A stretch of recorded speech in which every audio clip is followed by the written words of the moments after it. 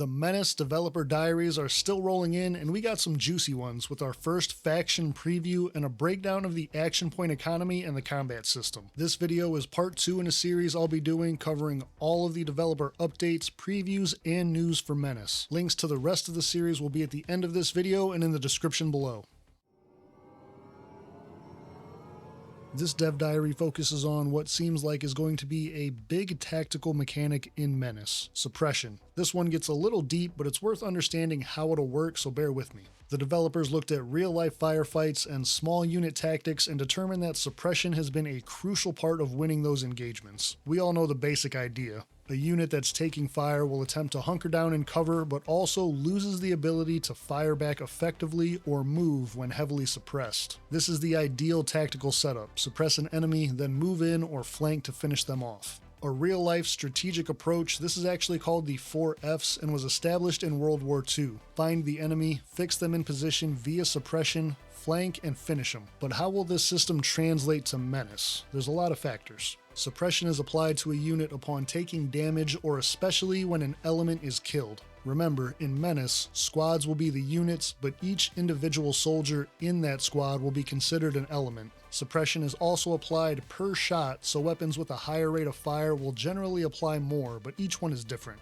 Any suppression stacks or debuffs will also be applied to adjacent tiles, so one attack can effectively suppress multiple clumped up units. This can all be reduced by cover, heavy armor, or the discipline stat that a squad has. More discipline means more resistance to being suppressed. But here's where it gets interesting: the different stages of the suppression mechanic in MENACE. Each unit has a bar indicating how suppressed they are above them, with a total of 3 stages. Stage 1, or the first bar, means no suppression and no effects, but the unit is taking fire and moving towards the second stage. Stage 2 means the unit is suppressed and will be forced to kneel down and stay in place. This is called being deployed, which feels like it might get confusing. In Stage 2, the suppressed unit will lose action points as well as take a 50% penalty to accuracy. However, for being deployed or kneeled down, they will also receive concealment, cover, a slight accuracy buff, and take reduced damage. When the third bar is full, the unit will be pinned down completely and forced to lay flat on the ground, losing all action points and only having 1 tile of vision.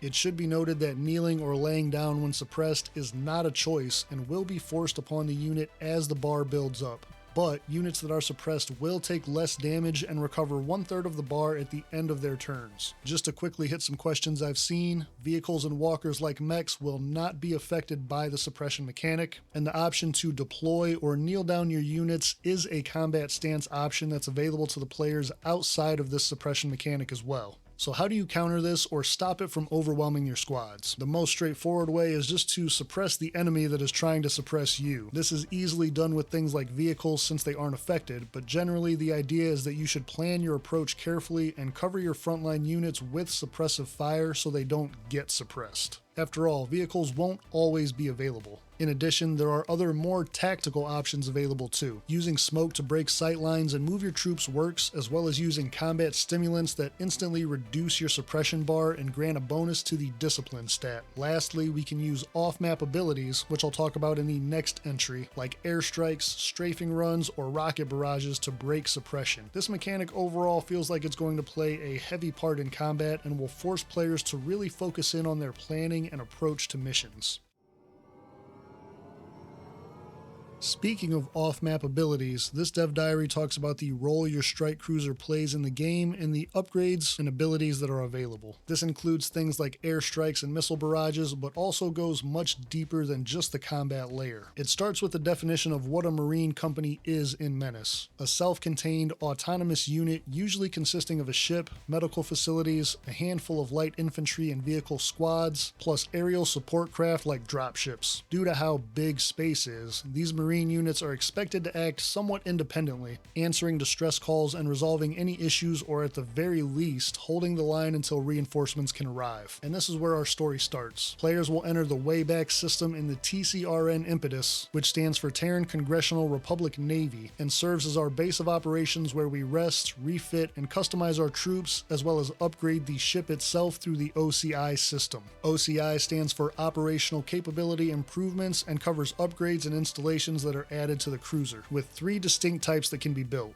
armaments, electronics, and hull upgrades. Each upgrade type will have specific slots that it can be built into, however, upgrades can be built multiple times and benefits will stack. The developers currently have it set up with 10 OCI slots on the Impetus, but that number may change over time. Also, they are planning to launch with 50 unique upgrades available and add more throughout the early access period to allow for an almost unlimited combination of build varieties and player configurations. Standard OCIs are things we've all come to know in these games, med bays for healing, or sensors that give more advanced intel on missions. As an example, stacking these would mean faster healing for your soldiers or even more detailed information being given. The real fun though is in the active skills or off-map abilities. This means things like supply drops, air support and strafing runs, or rocket barrages onto enemy troops. The off-map abilities will take a certain number of turns to get to the location and hit the enemy, so you'll definitely have to plan ahead if you're using them. And just like these standard OCIs, these ability upgrades can be stacked for more available uses per mission. As for acquiring all of these upgrades, first they need to be unlocked and made available, and then you need the resources required to build them. Some basic ones like med bays, advanced sensors, and the strafing run will be unlocked from the very beginning, but the more interesting options will require you to gain the trust of local factions and progress relationships with them to unlock more. This also means, however, that if you lose the trust of a local faction, the OCIs you've unlocked through them may not be available anymore. As for resources, only by completing full operations, which are linked groups of missions, will you receive the components you need.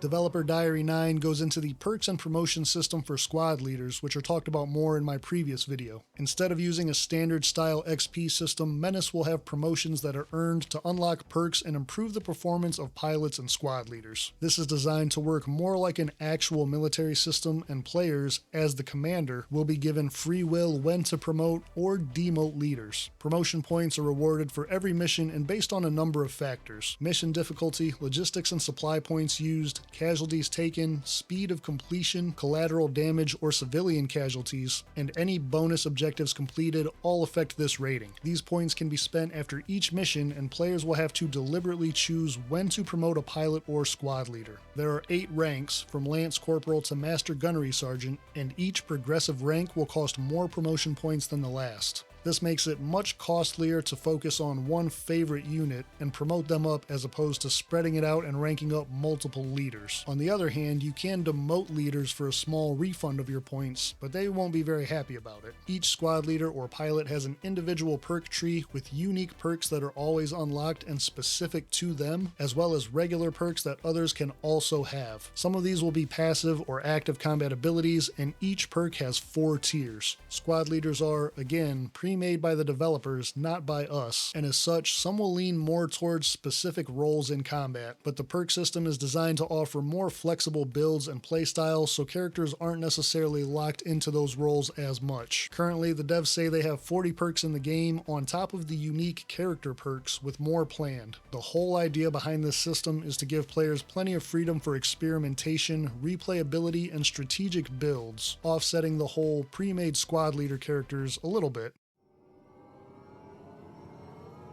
We actually get our first faction preview in this developer diary, going into detail about the space pirate problem that exists in the Wayback system. As a bit of an isolated system, the pirate problem in the Wayback has spiraled out of control, and they basically operate freely, raiding and pillaging defenseless colonies with impunity. Like most pirates, they have an infatuation with trinkets and loot, specifically things that come from outside of the Wayback. They're not good people, and generally the forces you fight are incompetent cannon fodder being controlled by higher-ups somewhere else. Tactically, they're about what you'd expect. Weapons are improvised and repurposed, but still deadly, and they focus on hit-and-run style, high mobility, and reckless assault. They use a variety of vehicles to move across the map quickly, but most often it's jeeps or heavy trucks. These pirates are especially vulnerable when disembarking their vehicles, and that's something that can be used to the player's advantage when fighting them. The blog goes ahead to detail 4 different types of pirate squads. The Scavengers, which are your basic large and reckless squads with makeshift ARs and RPGs designed designed to overwhelm. Chain gun teams, which are smaller but have a portable heavy machine gun for suppression and high firepower, although that machine gun is prone to jamming. EMP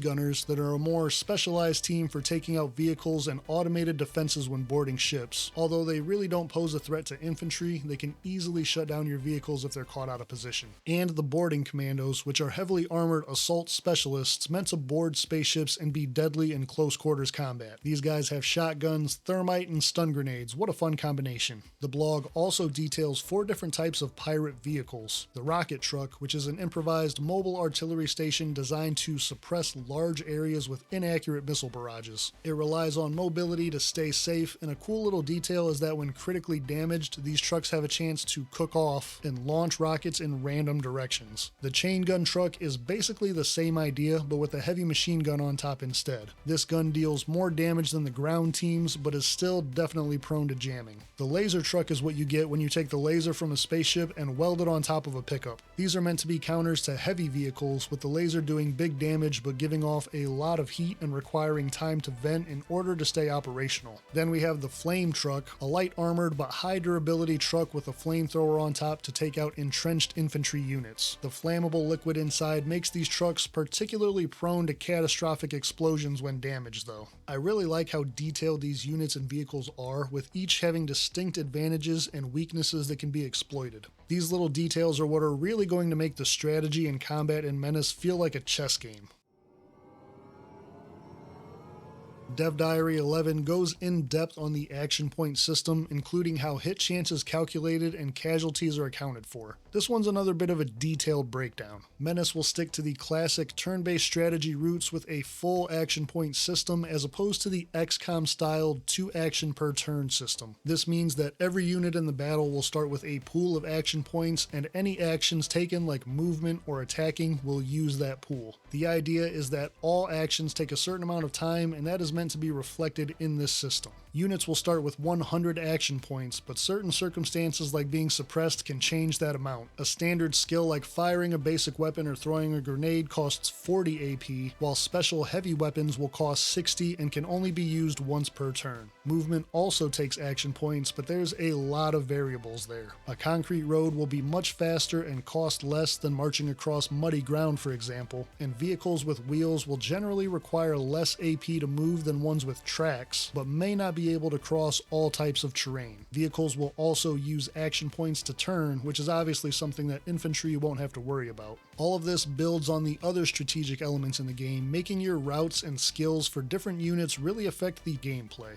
The attack elements and calculations are up next, and they're a little bit complex, but I'll try to simplify the explanation down as best as I can. The example scenario the developers use is a Marine squad firing their base weapons at a pirate scavenger squad. The pirates are 6 tiles away, out in the open, in their default stance with no kneeling or laying down, and at full health with no suppression. The base statistic for chance to hit is the attacker's accuracy, and the Marines have an accuracy rating of 70, meaning they have a 70% chance to hit. Weapon, perk, and skill modifiers come next and can increase or decrease this base level. Also, the range and distance of engagements really matters. Every weapon has an ideal range, and any attacks past that will suffer an accuracy penalty per extra tile. Assault rifles like the Marines are using have an ideal range of 4 tiles, but since these pirates are 6 tiles away, they take a 12% reduction in accuracy. This brings us from a 70% to a 58% chance to hit. Next is the amount of shots taken. Each skill and ability determines how many times an attack is repeated, and each shot is treated as a unique attack. Basically, every shot has its own calculations, damage, and armor impact. Then use the amount of shots being taken times the number of soldiers in a squad that are shooting. In this case, 4 Marines are taking 3 shots apiece, meaning 12 total, and 58% hit chance means that 7 of those 12 shots will land. But wait, that's not all. Armor is the next piece of the puzzle, as any shots that don't penetrate armor will not do hit point damage to a target. Again, each bullet will run against this check individually. The calculations here get pretty deep, and I have the devlogs linked in the description if you want to see it all for yourself, but basically, the further away you are from the target, there is an armor penetration drop-off that will determine the shot's effectiveness. Armor also degrades over time, lessening its protection and increasing the chance that shots will penetrate. Any individual bullets that penetrate armor will then do direct health damage to units. But this is also affected by a drop-off based on range and how far away you are from your target. These bullet penetration and health damage drop-offs are calculated from the point of attack, meaning that even if you are in the ideal range, there will still be some drop-off. Finally, after direct health damage is calculated, the elements in a squad will be changed. Remember, each individual soldier is an element in a squad. In the developer's example, the pirate squad has 50 health spread across 5 elements, so each soldier has 10 hit points, and the Marines attack did 29 damage, killing 2 of the pirate scavengers.